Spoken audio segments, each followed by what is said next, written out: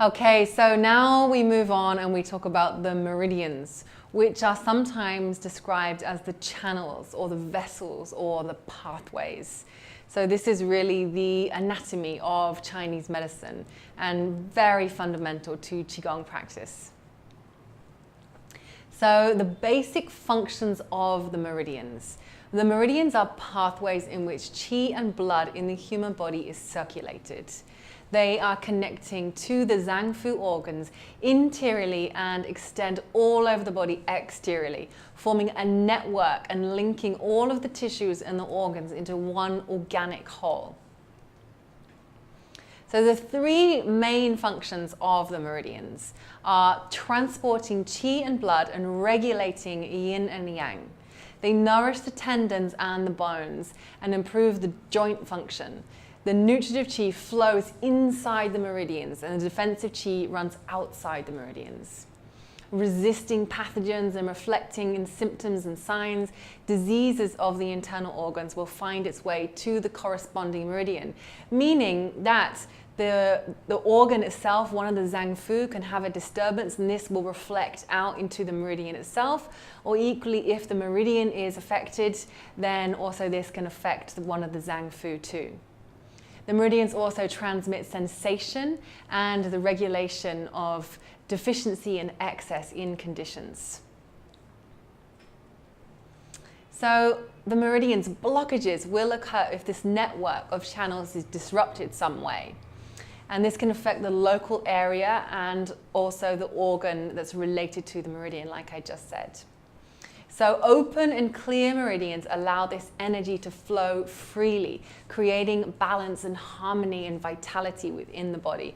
And this really is what Qigong is doing, is free flowing this energy through the meridians and through the entire system, harmonizing the body and all of the organs. So each of the major channels have one or more corresponding channels, side roads as well, leading to the destinations other than just the pertaining organs. They're all interlinked to one another. So the meridians that have been recorded, there's 14 that are seen as most important. So actually there's 12 meridians which correspond to each of the Zangfu.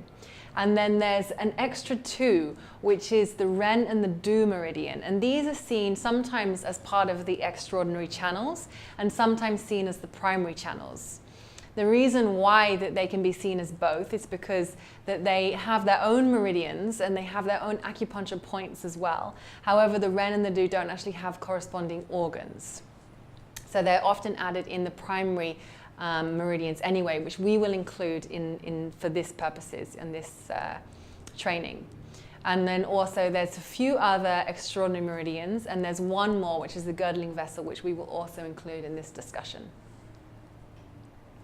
So this is a chart, a little table which describes the primary meridians, so the yin meridian and the yang meridian. So you can correspond to this one to understand exactly how it's broken down in regards to the Zang and the Fu. Okay, so the meridians are really seen as anatomy. The Chinese didn't really see the body broken up into different, compartments and function as we often see in Western anatomy, but really that everywhere in the body is nourished and it has a meridian which is connected in all of these pathways. So these pathways supply all of the tissues in the cells in the entire system. A bit like a tree, the trunk and the main branches defining the main structure and the fine branches and the leaves spreading much further to every part. So yeah, this is really the equivalent of anatomy in Western medicine. So the meridians penetrate to the Zangfu, the yin and the yang organs, the skin, the muscles, the flesh, the tendons, the bones, the head, the body, the limbs, the sense organs, linking all of the tissues, the fascia, and the structures of the body as one integrated whole system. And this came way before people were starting to be dissected and cut and, you know, having a look at which sort of bones and organs were where, but really came from a practice of Qigong and meditation that really led to this discovery of the channels by exploring and investigating the internal landscape, by tuning into this energy flow on a really deep level and understanding where these meridians were flowing in our own system, which is really quite extraordinary. These practitioners that had this ability to feel these energy lines to such detail. Okay, so just to summarize before we go into each of the meridians in depth here. So all of the meridians run vertically, bilaterally, and symmetrically. So whenever I'm talking about the meridians on one side, they're also running identically on the same, so the left and the right side of the body always. Yeah, so they correspond to and internally connect into one of the 12 Zhang Fu. There's 6 yin and 6 yang meridians. 3 yin and 3 yang meridians on the upper extremities of the arms, and then 3 yin and 3 yang meridians on the lower extremities, connecting to the legs and then all the way up the body. Okay, so also it's important to understand the measurements when we're talking about the meridians in the body and how this corresponds. So there's a measurement in China what they call the sun, which a sun is the 1 width of your thumb. Or 3 sun would be the width of your 3 fingers. And so actually this really is a beautiful way to break down the whole body system in a way that's really mathematical and corresponds to each and every sort of body size and body build.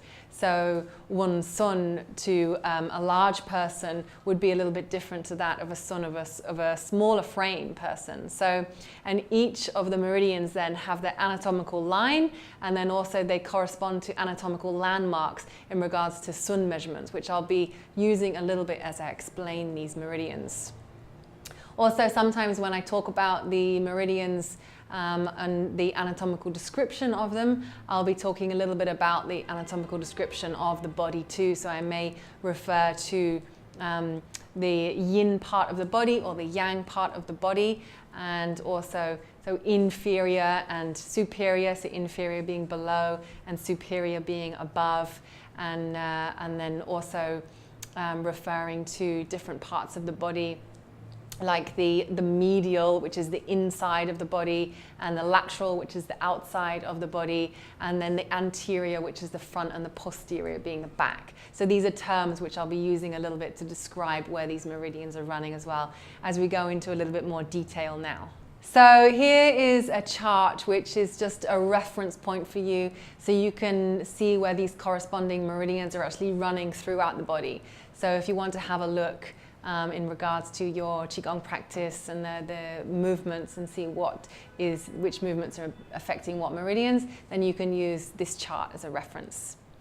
So now we're going to move on and talk about the meridians all separately in their corresponding element as well.